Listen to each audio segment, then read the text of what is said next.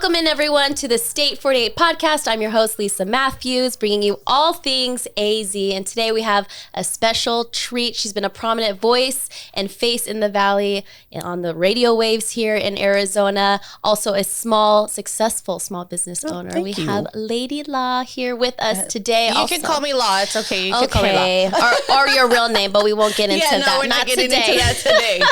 Not today. Well, you're also a good friend of State 48, so we love having you around here at headquarters in our new beautiful podcast. I know. Congratulations. It's real official in here, so and I don't even know how to act. You knew us when. Just say that. Way back when. You knew us Way back when. But what we like to do, it's a new tradition here, is start off with a little game so people get to know you a little better. Okay. I came with some questions based off what I know about you a little bit on Instagram and TikTok and all the things. All right. So it's called Finish the Sentence. Oh, I like this. Simple, okay, this is fun. All right. The best place I've traveled to is? Is this supposed to be rapid fire? Because I would have to really think about that. It's your show, your time. Most recently, I will say the best place I've recently traveled to, I kind of switched it, is Jordan. I just got back from the country of Jordan and I had no idea what to expect. And I was blown away by the people, by the food, by the culture. So shouts out to the country of Jordan. Literally just got back off the plane. She doesn't even know where she is right now. It's been a couple days and I don't even know what time zone I'm in. What is that adjusting to coming back after that? How long were you there for? 8 days, I think it was, which is pretty fast for a place that far. You know, it's pretty good travel on the other side of the planet. So just north of Africa and across from Israel. So like with the Dead Sea in the middle. So it was just, I don't know how you adjust. You just go. I don't know. I try not to think too much about it. Wake up and you're back in America. Yeah. I like ate breakfast in Jordan and then I ate lunch in Chicago. And it was the same day in Arizona.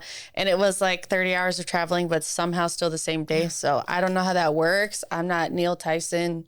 What's his name? Degrassi? I don't know. I don't know. We ain't going into that. I experienced the greatest satisfaction in life by... The most satisfaction I get from life is probably making things a little bit easier for everybody else.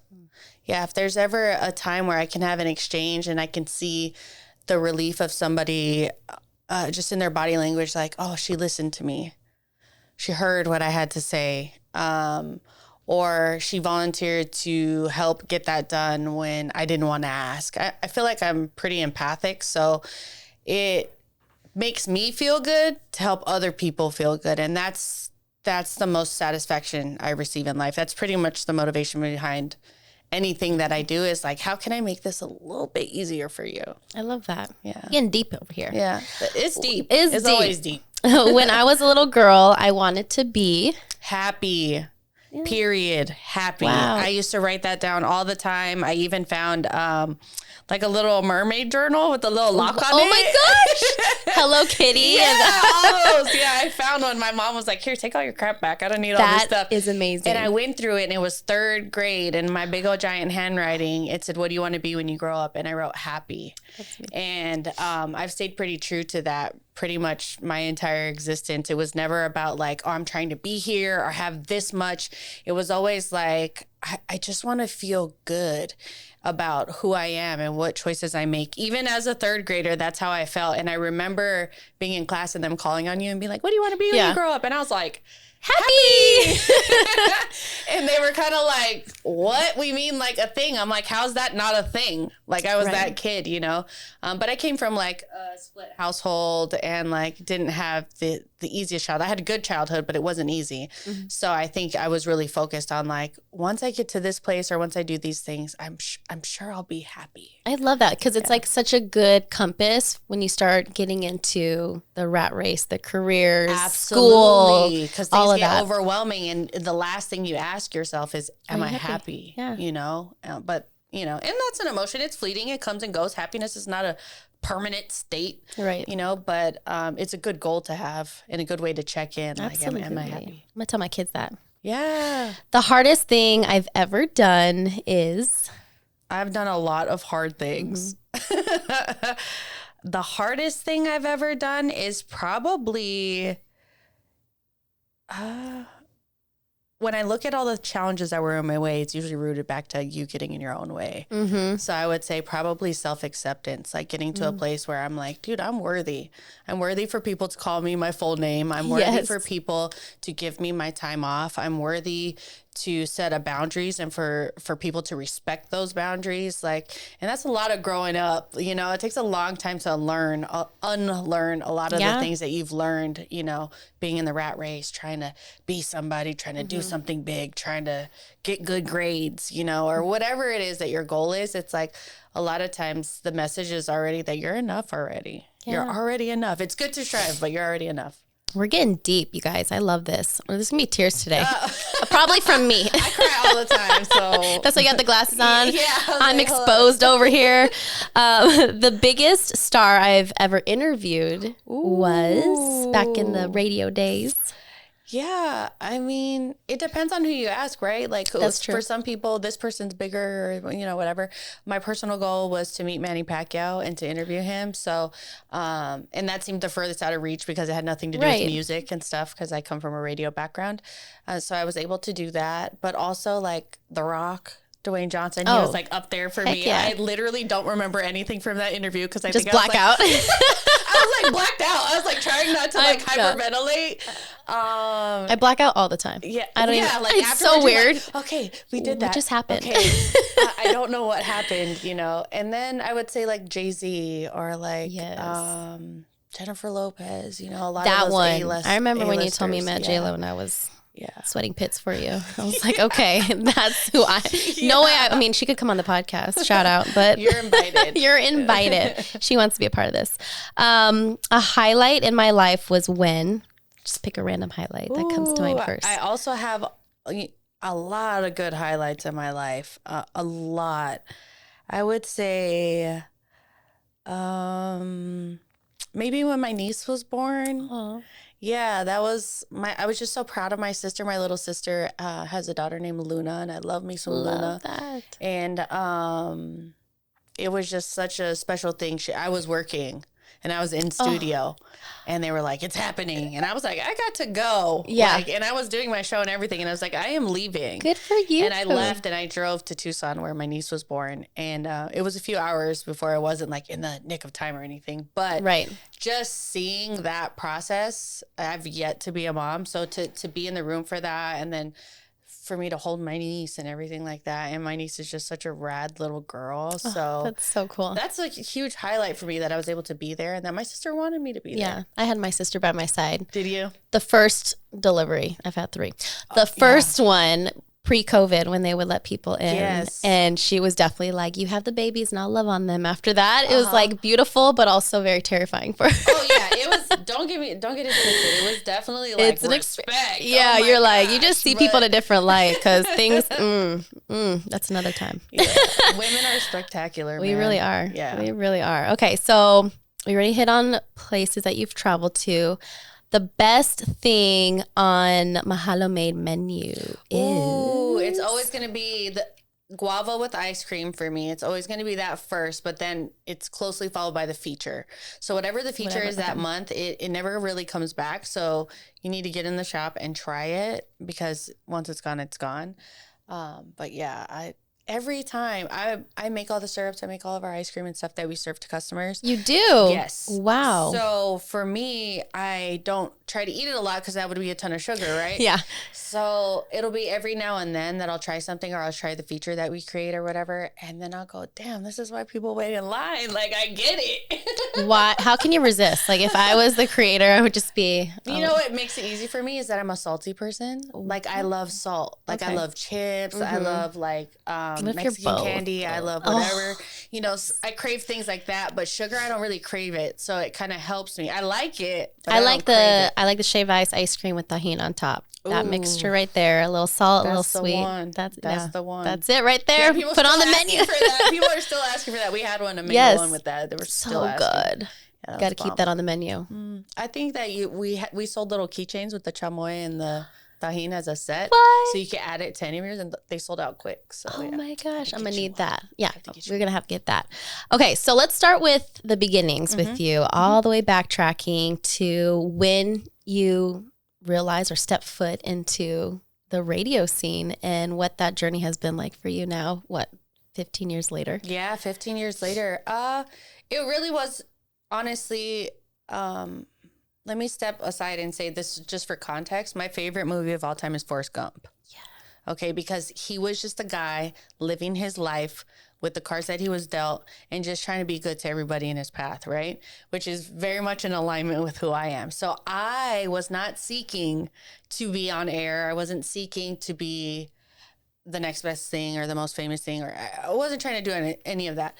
What I was trying to do was pay off my student. You're like, I got my tuition. I got debt. Yeah. So I was like, oh, I don't want to graduate with debt. So, whatever. So as a business student, long story short, I was like, let me do something for fun because everything I'm doing is so serious and so goal driven and focused. So I was like, what do I like? I love music. So I was like, well, I grew up listening to Power 98, the hip hop station here in Phoenix. And if you grow up in AZ, then you know that, at least if you're my age group. Oh, yeah. Anyhow. So I went on an interview that I was asked to go on via MySpace.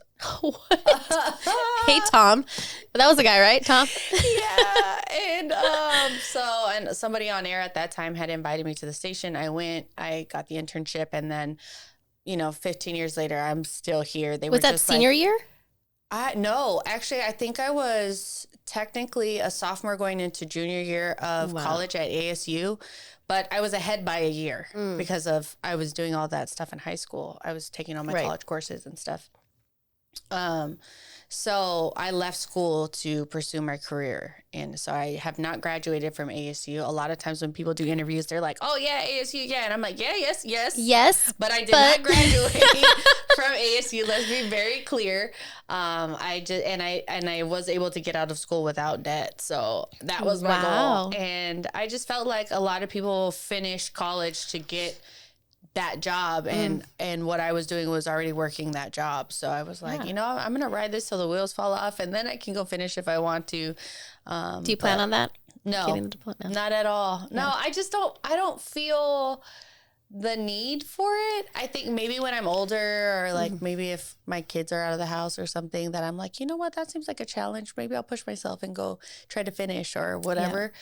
But personally, no, it's just not on my radar. I'd rather do a million other things and go back to school. I think that would that's kind of cringy thinking about it at this age. I literally still have nightmares of being assignments in class and then being like, this is due on this date.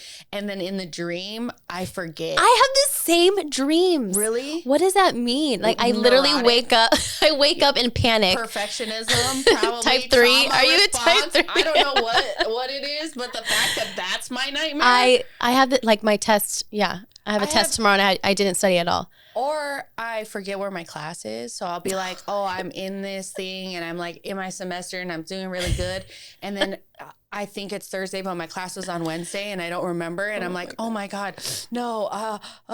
That is so funny. How is that? And all of the things that you could be terrified of, zombie apocalypse, everything, ours is being back in school. Well, I mean, you've done so much up to this point. Obviously, you kind of created your own path. Absolutely. You did the radio scene, and then you now are in the entrepreneurial space. You didn't need your business degree to start that. And I feel like that's what I went to school for. Yeah. But it's like, what's a better way to learn about life than to live it, right? You know, so it's like you gotta live these things that you want to do. I mean, by all means, if you're a doctor, if you're a lawyer, there's things that you need to go to school for. Yeah. And if there's things that you feel are weak areas for you, the best thing to do is to educate yourself, but I felt like I had enough experience and enough wherewithal. And I'm sure, everyone here at State 48 can attest to that. You're never done learning. You're never done refining your business or your business practices or learning and things like that. But if you have enough, I feel like start and then learn as you go, That's what worked for me. That's what makes internships so awesome. You had the opportunity to be in the midst, to learn in the middle of, and on someone else's dime. So, when I'm learning my own business, I got to put the money up. So it's like, I better learn quick. But if you do have the opportunity to intern for someone else who's already doing what you do or what you'd like to do, it's a good space to learn for sure. Okay, so you're interning at the radio station. Yes. as a student, when did they pop you on air and say, you live? Let's go. 6 months. 6 months. 6 months. Yeah. 6 months after I started as an intern, they put me on air in the morning show there, which is the biggest time slot in radio. Insane. I did not know what I was doing, and I cursed on air, which is a huge violation. Yeah. And it was hard. A lot of people felt like I didn't deserve to be there, that I shouldn't have been put in that position because I didn't have the experience, and they were right. I didn't. But I toughed it out, and I was like, I will learn. I will figure it out. And it even came to a head where it was like, okay, we need this of you, and we're paying you to do this job, but you're leaving early for school. So what's it going to be? Are you here or are you there? What are you doing? And so I had to make those choices and then just bet on it and bet on myself. Yeah. And I did. And thankfully, betting on myself works out for me. So I have a couple questions tied to this. How did you come up with your name, Lady La? It's so iconic. Oh, yeah. Anyone that's here in the Valley knows. That's hilarious. That's so funny. I definitely don't feel that way, but it's true. It really came from, I was on a morning show with two guys that had two-part names, Joey Boy, Jay, Phila, and then it was oh my gosh. La. And they're like, that doesn't work for cadence-wise. We had a little intro song. We had this whole thing, old school radio. And I didn't have anything in front of it. So the Valley named me. There was a whole segment where people called in and was like, what should we call La? And so somebody said Lady, and that was the least offensive of all the things. And I was like, we could take that. We're doing that. We could take that. I don't know how much of a lady I am right now, but we'll just go with that. I am 18, maybe. Yeah, because they were just luscious this. Luscious La. And I was like, nah, this is what we're not going to do. So Lady La was like, okay, I'll take it. That's fine. We'll take that. And we just ran with it. Oh, my gosh. And then when you're on air, you're in the airwaves where you grew up. People are your family is listening to your friends, your friends' parents. What was that like? Just being your ex-boyfriend, see ya and hear what you're saying. I found that being born and raised here in the Valley, it's such an honor to be able to work in the market that you grew up in. But also there's I don't know how to describe it, but a responsibility almost, because you're just oh my gosh, I'm representing all my friends, essentially, all my family. So what was that like for you, just growing up in the radio space where you grew up in? Yeah, I did grow up. My whole entire 20s where everyone's allowed to totally screw up and nobody knows about it. No, then you have to talk about it. Yeah, well, it was considered content. Yeah, it was my job, Yeah. I messed up a lot. I'm sure I hurt a lot of feelings, from time to time, talking about relationship stuff, talking about family stuff that I shouldn't have talked about, stuff like that. But I owned it. I said that, well, it's my life. This is my lens. This is my experience. I said my apologies where I felt they were necessary. And then I didn't where I didn't feel like it. I was like, well, that was my experience. That was my side of it. That was my story. And then there was a whole bunch of stuff that I never said anything about ever. And I'm sure that there's exes or frenemies or whatever that were waiting for their time to shine. I know. Never got it. They woke up every day, put it on just to hear their name.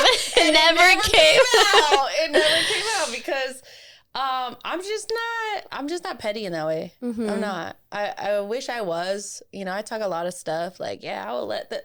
No, I won't. At the end of the day, I want my peace. What did I say in third grade? I want to be happy. I just want to be happy. And you can't be happy when you're worried about what everyone else thinks of you and how what you do might affect everybody else. And I will agree with you 100% that it's a huge honor to grow up here and then also have some type of platform. Mm-hmm. Especially in this city. We're the top 5 city. We're one of the fastest growing cities in the country. We're a huge city. It's a huge deal, but we're also very young. Mm-hmm. So a lot of the things that we're, where other cities have stuff that's been done for years and years and years, we don't. We're still establishing some of those things. So it's we get to be a part of that fabric. Mm-hmm. So it makes it super meaningful to be in media. It makes it super meaningful to start State 48 as a brand. These things are impactful for the history of the state.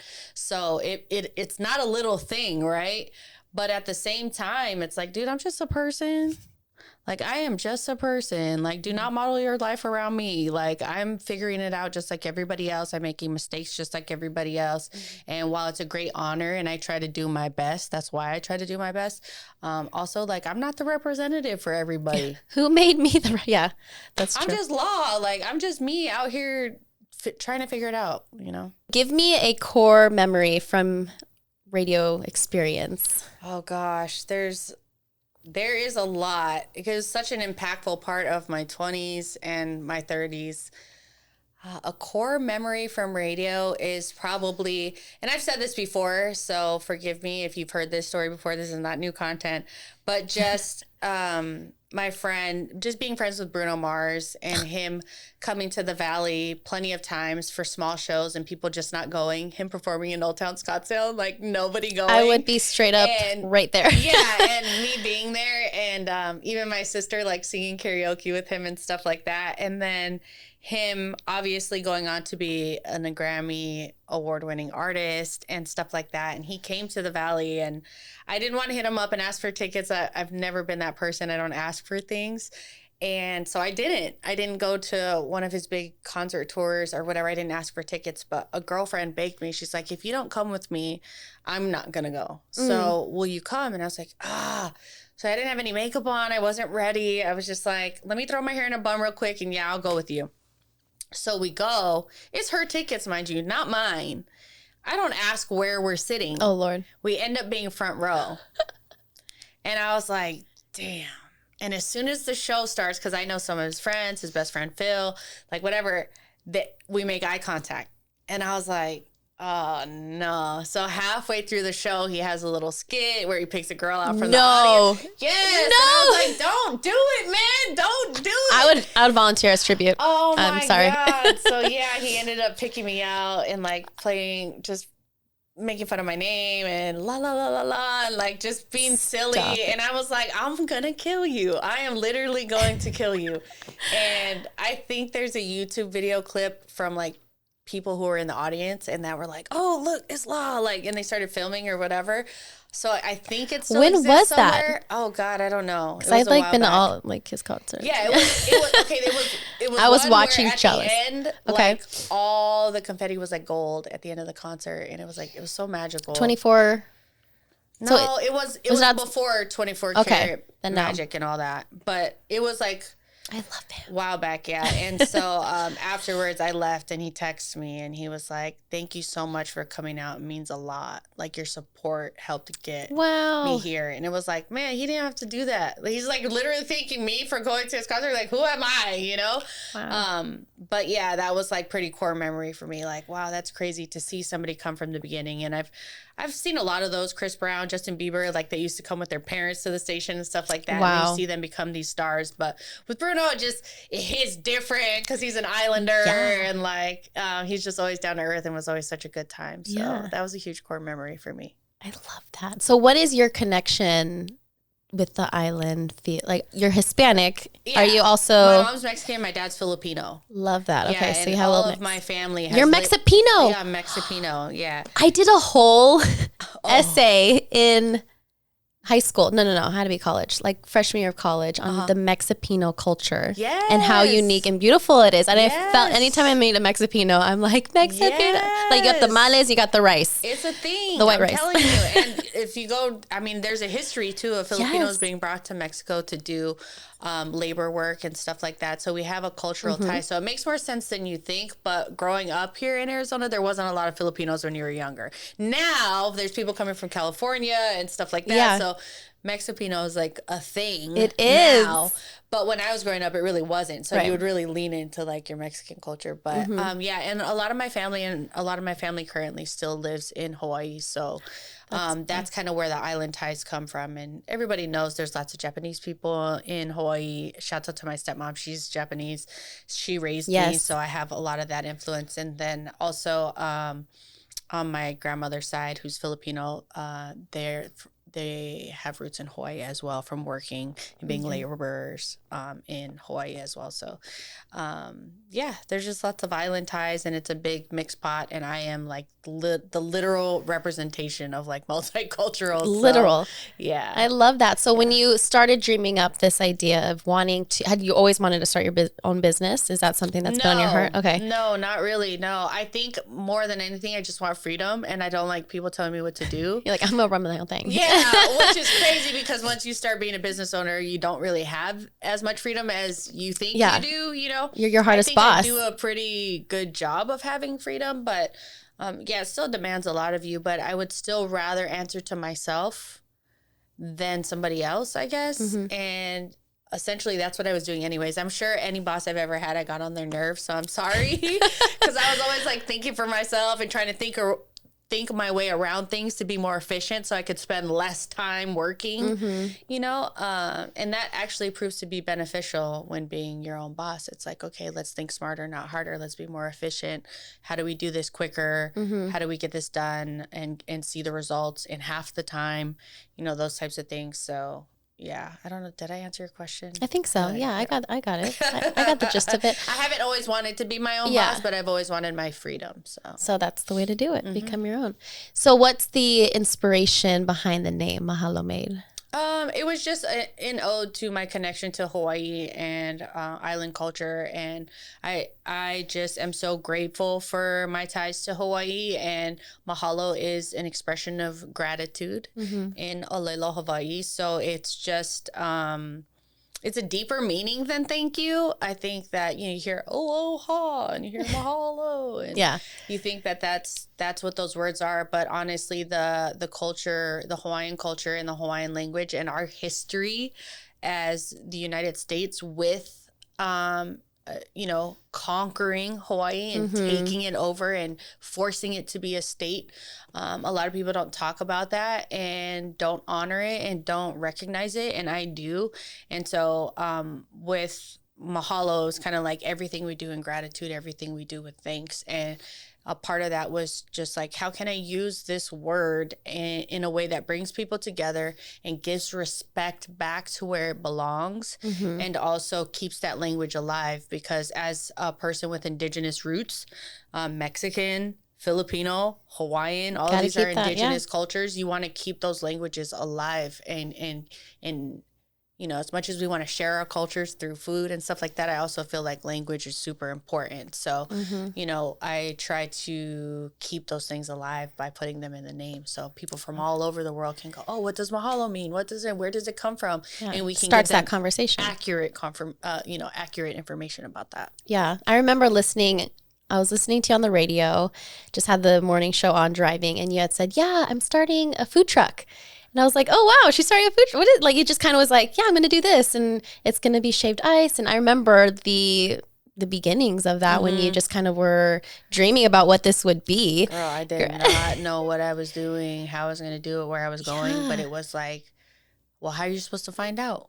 And do it. You got to do it, right? So what's been the biggest challenge in just doing and running with it? Oh, I hate paperwork.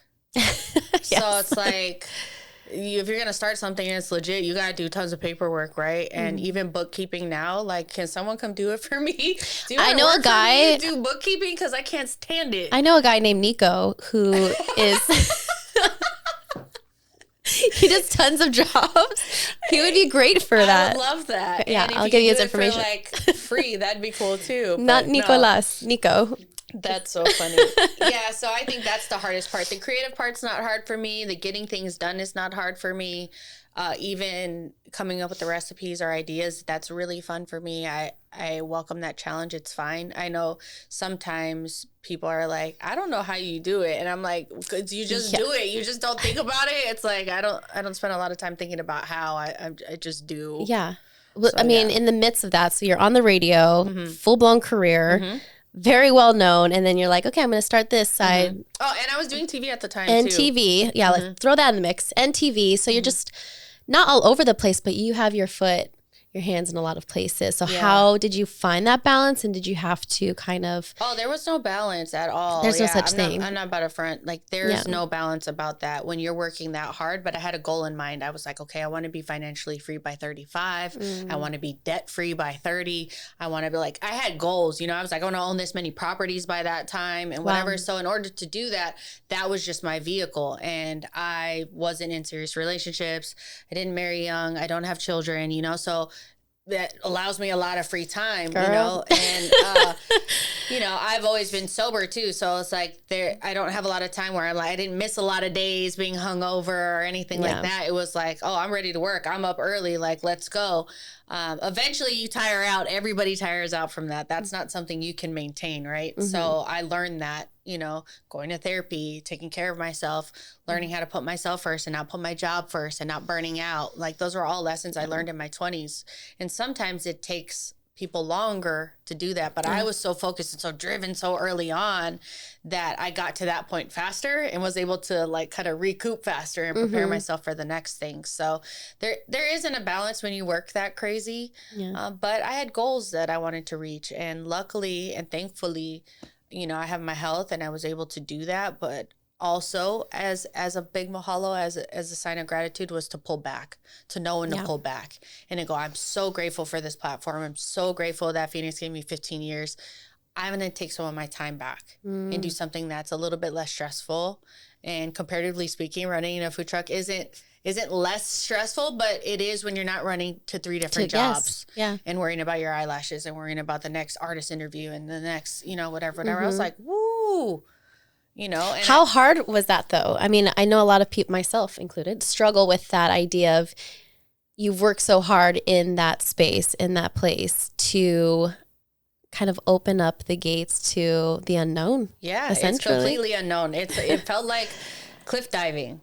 It was like you've climbed this mountain, right, to get to this place. Mm-hmm. And then I'm like, I think I'm just going to jump off now. And people are like, wait, what are you doing? Like, hold on. Even my family was like, are you okay? Well, I don't, everything's fine. Like, I had just signed a new contract. It wasn't like the radio station was trying to push me out, or anything like that. It was just like, if I don't shift now, when will I?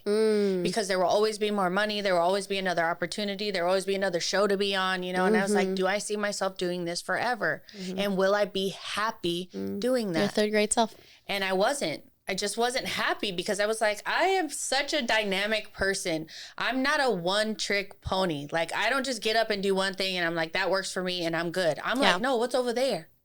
Oh, look at this. Oh, look at the sunset. Yeah. Oh, look at it. Look at this. Taste this food. I'm going to go to Jordan for 8 days. Yes.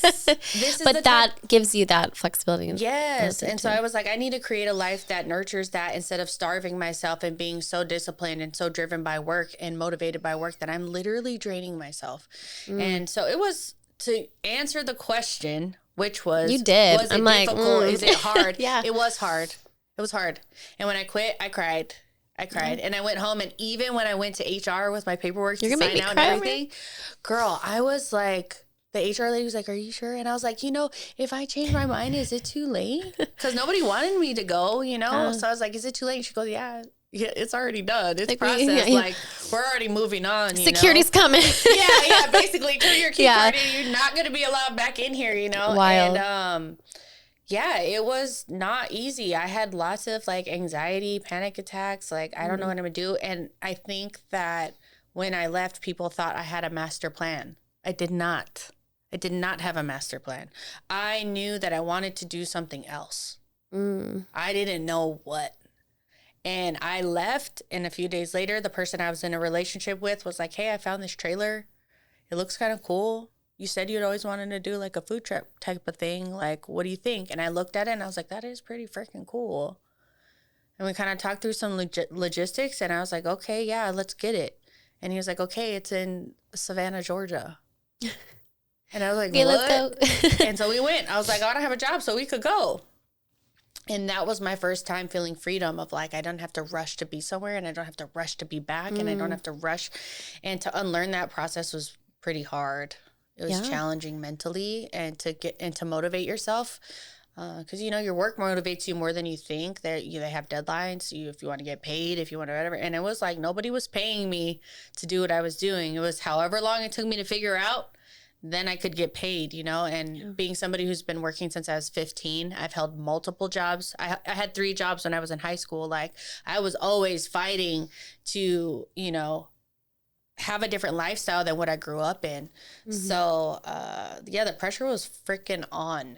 Yeah. It was on. So it wasn't easy to leave what you feel like is comfortable and secure. But I will tell you, and I will say this like with full confidence, I have never looked back and wish I did anything different. If anything, I've had flashing moments of thought where I thought, why didn't I do that sooner? Why did I do that sooner?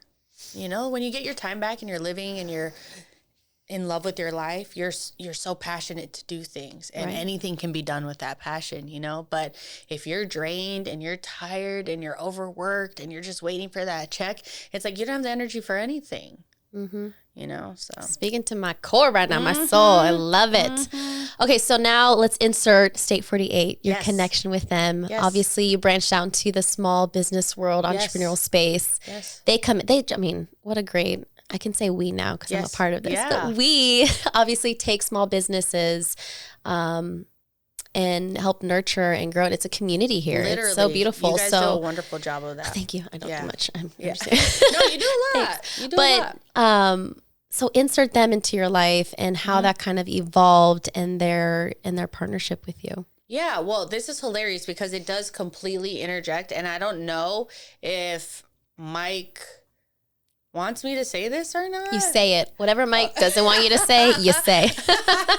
That's the rule here. But he has brothers. Yes. And he had a brother that was on this, like, there was a on-air bit that we were doing for radio called 50 First Dates. And my boss was like, Law, just go on 50 First Dates. That's my favorite, one of my favorite, like, rom-coms. And he goes, what better content for our radio station than for you to go on 50 First Dates with people and then talk about them? So I did. I didn't make it to 50. I think I made it to 5. Did you at least eat good on these dates? Like, no. Oh, no. There's some stories here. It's literally my nightmare. And unfortunately, I will say this. Mike's brother was one of the contestants that I went on a 50 First Date That is so funny. Yeah. And it was not a terrible date. We went bowling, I think it was. Okay. Correct me if I'm wrong. I could be wrong. But anyhow, he was super nice. He's like, it was August 3rd. 5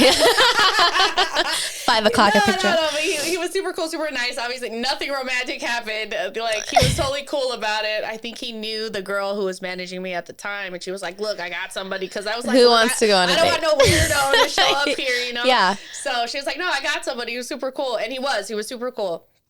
So that was kind of my introduction to Mike's family. That's so funny. And then Mike and I end up having friends in common through college and going to ASU and stuff like that. And so eventually I was just around these circles where Mike and everybody were pushing these T-shirts. Yeah. And everybody started wearing them. And I was like, yeah, why wouldn't I?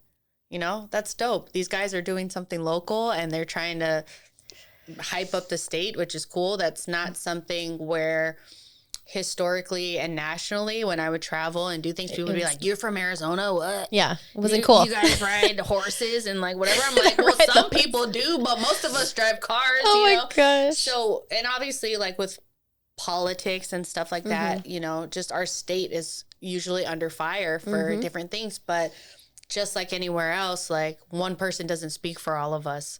And there's tons of culture here. There's tons of diversity here. There's tons of strong women here.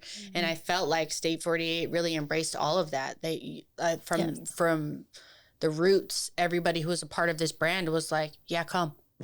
Yeah, come. Who can we put in these photo shoots? Who can we embrace? Who can we get behind? What can we show up for? And that's one thing that I will say I admire about State 48 as a brand is that Mike and his team are ready to show up. And that falls in alignment with me. I'm like, I will do the work. I will get it done. Let's go. And I don't know how many times I've ever reached out to this brand and said, hey, I have an idea. And somebody said, yeah, no. Every time Mike and his team were like, let's go. Let's do it. How do we make this come to life?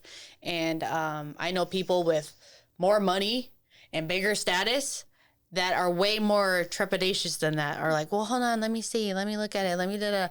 Whereas State 48's like, let's ride.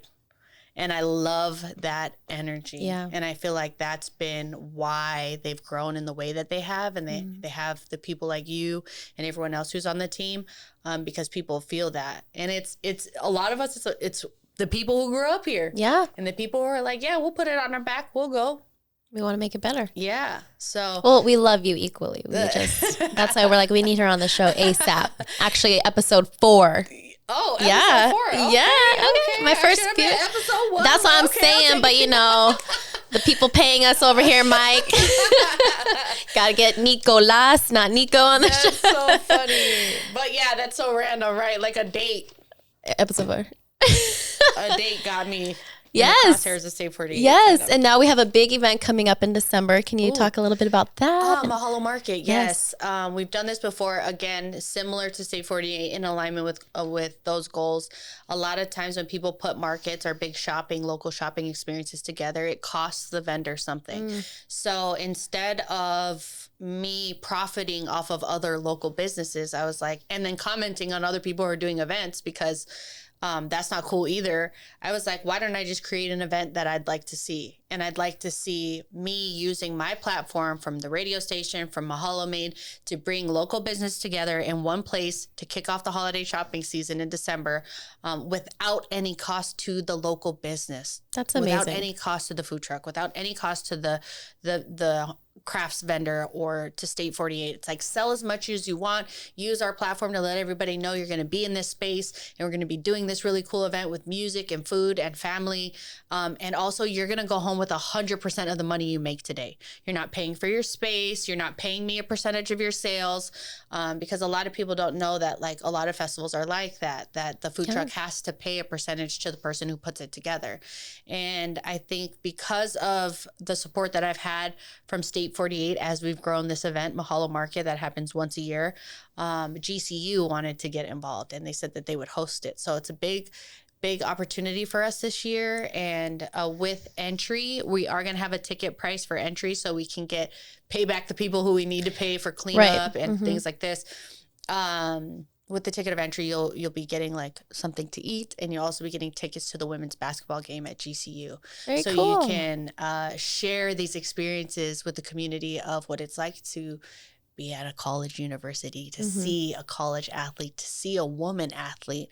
All of these things are very important messaging to see when you're young with your family, like what it's like to shop local, what it's like to go to a local university, what it's like to go. So it's just everybody wins in this scenario. And so I'm going to do my part to consistently keep this event alive for as long as we can, so that we can bring people together and nurture ourselves. Yes, I love that. Okay, so drop the date one more time. December 3rd. December 3rd at GCU. And we'll have an official flyer of all the vendors and time and date and all that stuff as we move forward. It's still kind of early, but gotta get the word out. Yeah, we do have to get the word out. So thank excited. You for mentioning that. Yes, we will be there, obviously. Yes. We will absolutely be there and have my tajin, shaved ice, ice little. Be ready. You can fix it up however you like. So yeah. Well, thank you so much, La, for having coming. me. I'm so excited for this episode to drop and many more, of course. Make sure you subscribe to our YouTube channel for all of our episodes, and we'll see you next week.